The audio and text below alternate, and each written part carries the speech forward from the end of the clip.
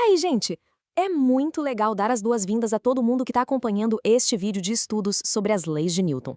A ideia aqui é bem simples: pegar aquelas aulas de física clássica que às vezes são cheias de textos gigantes e lousas lotadas e transformar tudo isso num material muito mais visual e direto ao ponto.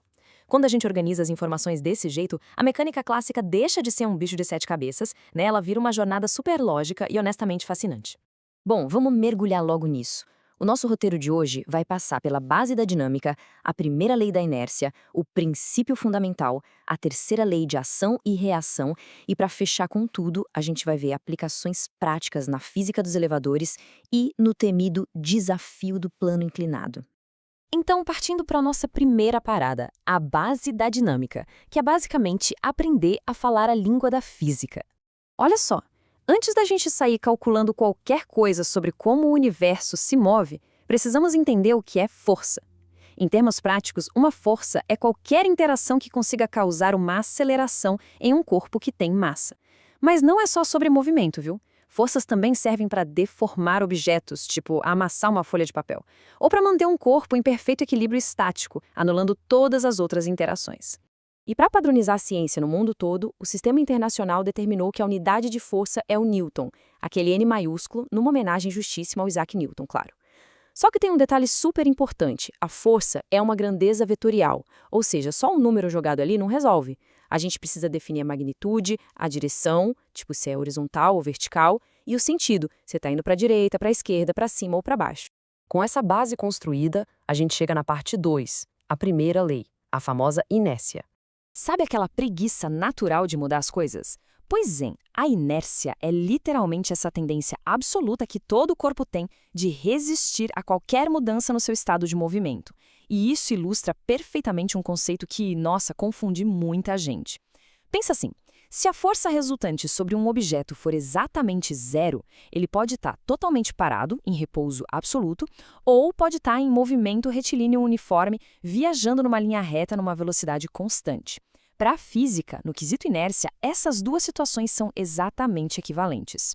Agora, dando um passo além, parte 3, a segunda lei, o princípio fundamental.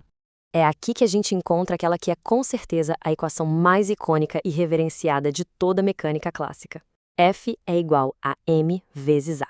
Se a primeira lei fala sobre o que acontece no equilíbrio, essa segunda lei é o verdadeiro motor matemático para calcular o que acontece quando as forças não se anulam. É uma formulinha super curta, mas ela se aplica ao cosmos inteiro, desde uma maçã caindo da árvore até as galáxias se movendo no espaço.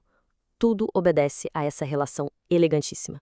Então, o ponto crucial aqui é destrinchar cada pedaço dessa equação. Esse F não representa uma forcinha qualquer, é a força resultante. É o saldo final, a soma vetorial de absolutamente todos os puxões e empurrões que estão agindo sobre o corpo. O M é a massa, ou seja, a quantidade de matéria. E o A é a aceleração, a consequência direta, que é a mudança na velocidade conforme o tempo passa. E daí surge aquela clássica pergunta provocativa: peso e massa são a exata mesma coisa? Essa é literalmente a armadilha número 1 que derruba o pessoal nos exames de física, porque a gente usa essas duas palavras o tempo todo no dia a dia como se fossem sinônimos perfeitos. Mas, desvendando o mito de uma vez por todas, massa e peso são coisas completamente diferentes. A massa, que a gente mede em quilos, é uma medida escalar. É só o quanto de matéria tem ali. Ela não muda que o corpo esteja aqui na Terra ou lá na Lua. Já o peso é uma força, é um vetor apontado lá para baixo, puxando em direção ao centro do planeta e medido em newtons. E tem um detalhe incrível que os nossos estudos mostram: aquela balança comum de farmácia não mede o peso de verdade, sabia? Ela mede a força normal de contato, pressionando embaixo dos nossos pés. Isso nos dá o gancho perfeito para a parte 4, a terceira lei, a ação e reação. Tem uma regra de ouro na mecânica que muda toda a nossa visão sobre como as coisas interagem. As forças no universo sempre, sem exceção, aparecem em pares. É um princípio absoluto da natureza. Uma força isolada, agindo sozinha e do nada, simplesmente não existe em lugar nenhum. E as regras para esse par de ação e reação são bem rígidas, tá? Elas têm módulos perfeitamente iguais, a mesma direção, sentidos estritamente opostos. Mas o detalhe mais importante de todos que a gente nunca pode esquecer: elas nunca atuam no mesmo corpo.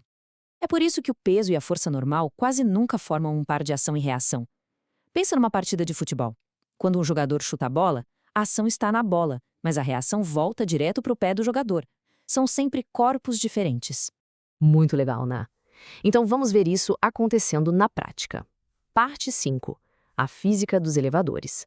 Quando a gente tira toda essa teoria abstrata do papel e joga no mundo real, a força normal vira a grande estrela dentro de um elevador. Olha que análise interessante. Com o elevador parado ou subindo numa velocidade constante, tudo padrão, a força normal é exatamente igual ao peso. Agora, se ele arranca e acelera para cima, o piso precisa empurrar a gente com mais força do que a própria gravidade está puxando. Aí a força normal fica maior que o peso. Por outro lado, caso um cabo se rompa e aconteça uma queda livre, experimenta-se a imponderabilidade absoluta. A força normal zera completamente e a sensação de peso desaparece. E para coroar todo o nosso aprendizado de dinâmica, a parte 6, o desafio do plano inclinado. Esse aqui costuma ser o fantasma de quem estuda exatas, desconstruir as forças numa rampa sem atrito. Mas, gente, sem pânico, a chave do sucesso tá todinha na geometria. Passo 1, identificar a força-peso apontando verticalmente para baixo e a normal perpendicular à rampa. O grande truque mesmo tá no passo 2. A gente decompõe o peso num eixo X e num eixo Y. Quando a gente faz isso, o componente Y do peso cancela perfeitamente a força normal. O que sobra? Só o componente X, livre para puxar o corpo ladeira abaixo. E agora vem o que é realmente incrível sobre esse desfecho matemático. Quando a gente iguala a força do eixo X, lá na segunda lei de Newton, a massa do objeto simplesmente se cancela dos dois lados da equação. Vai sobrar apenas a gravidade vezes o seno do ângulo da rampa. Na prática, isso significa que, numa rampa perfeitamente lisa e sem atrito, um carrinho de plástico de brinquedo e um caminhão gigante escorregariam e ganhariam velocidade exatamente no mesmo ritmo, com a mesmíssima aceleração. Isso tudo faz a gente parar para refletir, né? Como que entender essas regras invisíveis da dinâmica pode mudar a forma como as interações físicas do nosso cotidiano são enxergadas. A mecânica clássica está muito longe de ser só sobre fórmulas.